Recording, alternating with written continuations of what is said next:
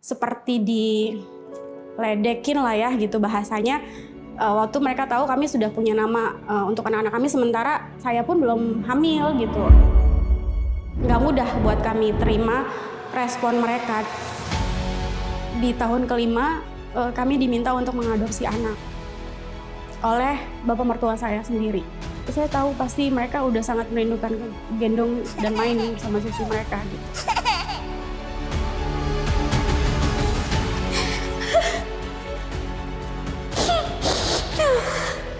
Banyak orang yang bilang kayaknya percuma deh lo hamil karena mertua lo aja udah nggak ada gitu. Jujur sakit. Saya coba untuk melakukan pemeriksaan. Di sini iman saya diuji lagi sama Tuhan. Di mana saya dinyatakan hamil anggur. Waktu itu rasanya kayak mau datengin Tuhan gitu. Kalau saya tahu Tuhan di mana saya bisa datengin, saya mau bilang sama Tuhan, Tuhan, ujian apa lagi yang mau Tuhan kasih gitu.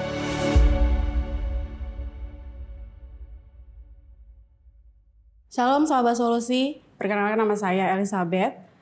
Saya mantan pejuang garis 2. Sekarang puji Tuhan, Tuhan sudah karuniakan saya dengan 2 anak. Kami menikah di tahun 2011. Sebagai sepasang suami istri, pastinya kami memimpikan untuk memiliki keturunan setelah kami menikah. Tapi ternyata rencana kami bukan rencananya Tuhan. Kebetulan kami berdua adalah pasangan dari keluarga Batak, yang dimana kita semua tahu kalau keluarga Batak itu pasti mengharapkan cucu, keturunan gitu. Terlebih suami saya adalah anak satu-satunya. Itu yang membuat kami merasa mengharuskan untuk punya anak lebih cepat. Sampai akhirnya kami berdua merencanakan konsultasi ke dokter di 4 bulan pertama pernikahan kami. Sampai akhirnya kami mendatangi dokter dan dengan 2 dokter yang berbeda. Dan 2 dokter yang berbeda pun hasil pemeriksaan kami semuanya baik. Sampai di tahun kedua pernikahan kami, di situ saya mulai ngerasa gelisah gitu karena sudah mulai banyak orang-orang di sekeliling kami kayak saudara, teman-teman gitu yang setiap kali ketemu pertanyaannya sama, semua sama, kapan punya anak gitu, kok nggak hamil-hamil gitu. Itu yang membuat hati saya kayak mau menjawab tapi nggak bisa gitu. Seperti kayak ya udah deh Tuhan gitu, Tuhan aja deh yang kasih tahu mereka gitu, karena pertanyaan mereka tuh selalu sama gitu. Setiap kali ketemu selalu sama. Sampai akhirnya saya menarik diri. Saya minta sama suami menarik diri dari komunitas, dari acara-acara keluarga besar gitu. Dan di tahun kedua saya meminta untuk mengajak suami untuk konsultasi kembali ke dokter, menjalani pemeriksaan lengkap. Ternyata hasilnya dinyatakan bahwa saya adalah pengidap PCOS. Sel telur saya banyak tapi tidak berkembang. Jujur waktu pertama kali dokter bilang kalau hasil dari pemeriksaan ini adalah kendala di saya gitu, ya yang pasti saya sedih, tapi saya nggak marah sama Tuhan. Balik lagi, saya bersyukur saya punya suami yang menguatkan, sangat menguatkan sekali gitu. Dia tidak pernah menuntut, dia tidak pernah memaksakan kehendaknya. Bahkan waktu tahu kalau saya PCOS, dia yang menguatkan saya. Kita yang sama-sama berdoa, dia bilang dia percaya kalau suatu hari Tuhan pasti akan berikan kesempatan buat saya untuk hamil. Dan akhirnya kami memutuskan untuk mengikuti setiap program pengobatan tersebut, tapi dikarenakan setiap bulannya kami harus datang rutin, akhirnya kami kendala keuangan gitu, dan kami memutuskan untuk menghentikan pengobatan itu gitu. Di 2 tahun pertama suami coba untuk buat nama anak kami yang pertama, namanya Anahem Clarissa Haleluya. Kenapa anak perempuan? Karena memang saya pernah bertanya sama almarhum bapak mertua saya, yang memang kebetulan beliau almarhum sangat senang sama anak perempuan gitu. Dan masuk di tahun keempat pernikahan kami, suami buat lagi nama anak kedua kami, itu anak laki-laki. Namanya Noah Shine Ailahim. Tapi waktu kami menceritakan gitu, bertemu dengan keluarga atau teman atau siapapun orang yang kami kenal, mereka bertanya apakah kami sudah punya anak. Pada saat itu jawaban kami belum. Tapi kami bilang sama mereka, dan kami dengan bangga bilang sama mereka kalau kami sudah punya nama anak kami yang selalu kami bawa dalam doa gitu. Dan pastinya nggak mudah buat kami terima respon mereka gitu. Seperti diledekin lah ya gitu bahasanya. Waktu mereka tahu kami sudah punya nama untuk anak-anak kami, sementara saya pun belum hamil gitu, anaknya pun belum ada gitu. Kok udah kasih nama? Tapi balik lagi, saya dan suami punya sikap hati yang Tuhan percayakan sangat kuat gitu. Sampai akhirnya nama itu terus kami doakan sepanjang tahun gitu. Tapi saya bersyukur Tuhan kirimkan suami saya gitu buat saya dalam pernikahan ini. Dia yang punya iman yang kuat, sampai waktu di tahun ke-5 pernikahan kami itu adalah puncaknya. Saya sadar tidak semua orang akan punya kesabaran yang besar seperti suami saya, karena di tahun ke-5 kami diminta untuk mengadopsi anak oleh bapak mertua saya sendiri. Di situ saya tahu pasti mereka udah sangat merindukan cucu gitu. Mereka udah sangat pengen gendong dan main bersama cucu mereka gitu. Tapi balik lagi, suami yang paling menentang. Suami yang bilang, sebesar apa imanmu? Kenapa kalau Tuhan aja ciptakan kamu di tengah-tengah orang tuamu, masa Tuhan tidak menciptakan anak-anak kita di pernikahan kita? Jadi kalian harus sabar, tunggu saja waktunya Tuhan. Aku percaya pasti Tuhan kasih kami keturunan. Itu suami saya bilang. Dan 7 tahun berlalu, ternyata Tuhan kasih kami ujian, di mana mertua saya yang laki-laki mengalami satu penyakit. Dan saat itu fokus saya berubah. Udah bukan lagi yang berdoa sama Tuhan untuk minta keturunan, tapi lebih kepada kesembuhan dari mertua saya gitu. Karena saya berpikir buat apa saya berdoa minta keturunan kalau ternyata mertua saya nggak bisa berjumpa sama calon cucunya gitu. Sampai akhirnya saya doa sama Tuhan, kalau memang ternyata Tuhan maunya saya urus mertua saya lakukan, saya akan lakukan. Dan akhirnya setelah saya doa, Roh Kudus ingatkan saya untuk mengubah isi doa saya.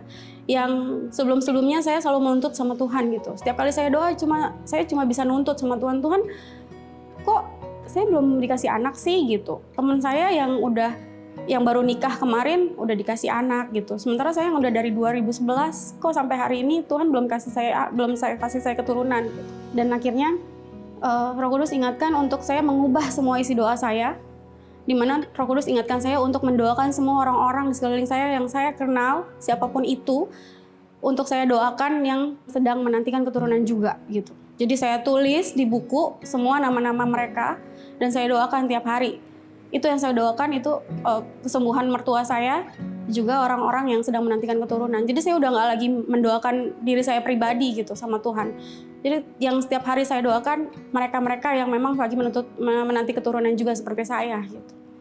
Sampai akhirnya di 2020 COVID sedang merajalela dan mertua harus masuk rumah sakit saat itu, dirawat di opname, dan kami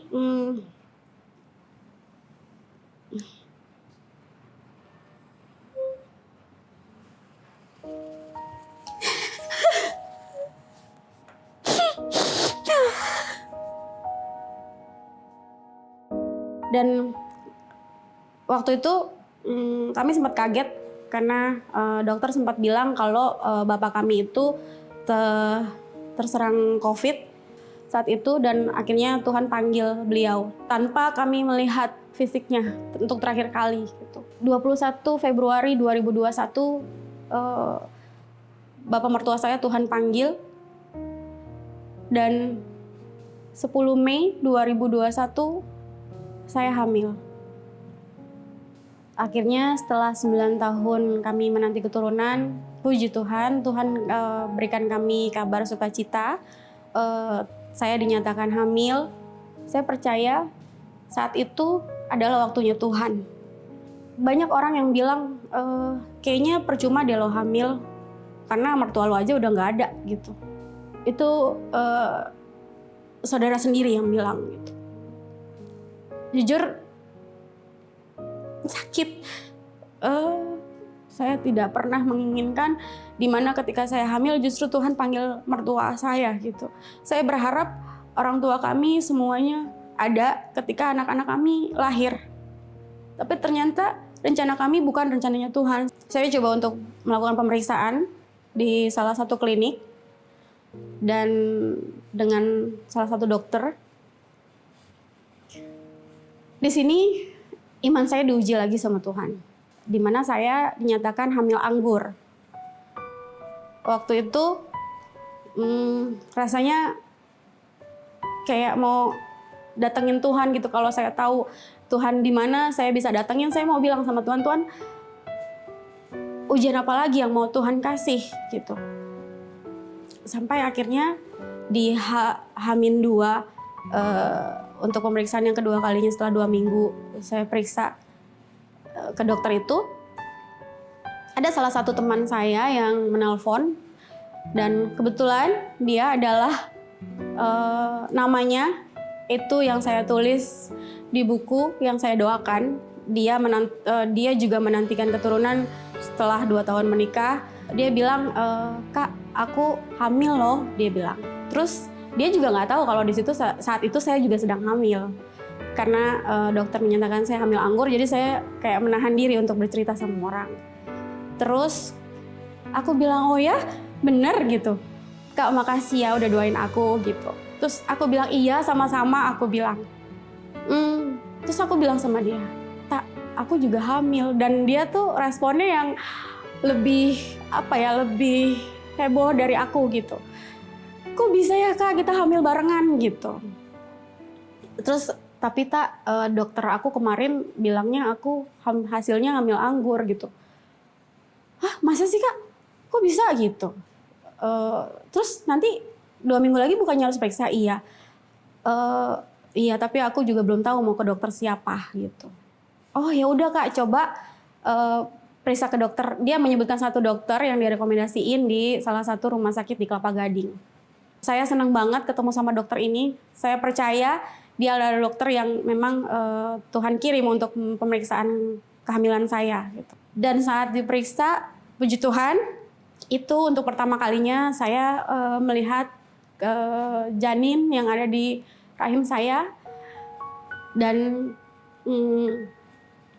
untuk pertama kalinya saya mendengar detak jantung anak kami. Bersyukur banget waktu itu Tuhan pertemukan kami dengan dokter ini. Dan dalam proses kehamilan semuanya Tuhan lancarkan. Kami bersyukur campur tangan Tuhan tuh luar biasa dalam proses kehamilan saya gitu. Sampai akhirnya di usia kandungan ke 20 mingguan itu, dan dokter menyatakan bahwa anak kami berjenis kelamin perempuan. Saat itu kami mengingat nama anak yang sudah kami buat di 2 tahun pernikahan kami. Dan kami sangat yakin kalau apa yang sudah kami imani semua sesuai sama perkenanannya Tuhan gitu. Dan waktu bayi sudah dikeluarkan dari perut saya ke hadapan saya gitu, di situ saya cuma bisa bilang Tuhan terima kasih gitu.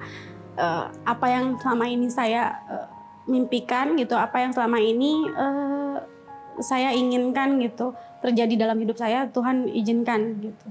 Dan waktu saya melihat anak kami seperti masih kayak nggak percaya gitu, Tuhan ini anak saya gitu, ini anak aku Tuhan gitu. Singkat ceritanya, karena nama anak kedua ini sudah ada, itu pun kami doakan setelah kami punya anak pertama. Kami doakan terus, saya dinyatakan hamil kembali, itu di pemeriksaan bulan November. Dan ketika masuk ke minggu 20, dan ternyata hasil jenis kelamin anak kedua kami adalah laki-laki. Itu pun yang sangat menguatkan iman kami, bahwa kami nggak punya alasan untuk tidak percaya sama Tuhan, sama janjinya Tuhan gitu. Atau bahkan kami nggak punya alasan untuk membatalkan setiap nama yang sudah kami tulis, setiap nama anak-anak yang sudah kami buat, kami doakan setiap hari gitu. Dua nama anak ini membuat kami belajar bahwa memiliki iman yang besar dalam Tuhan itu adalah kerinduan setiap hati orang tua. Untuk saudara-saudara di luar sana mungkin yang sedang mengalami hal yang serupa dengan kami, sedang menantikan keturunan, biar kiranya apa yang menjadi kesaksian hidup kami itu bisa menjadikan pegangan hidup buat teman-teman semua. Tetap percaya sama Tuhan, tetap percaya sama janjinya Tuhan, biar kiranya perkenanan Tuhan terjadi dalam hidup kalian juga seperti apa yang kami sudah terima. Tuhan Yesus buat saya adalah pribadi yang luar biasa, yang saya nggak bisa dapatkan dalam pribadi manapun, sekalipun pasangan saya. Jadi saya akan tetap percaya sama Tuhan, sama janjinya Tuhan.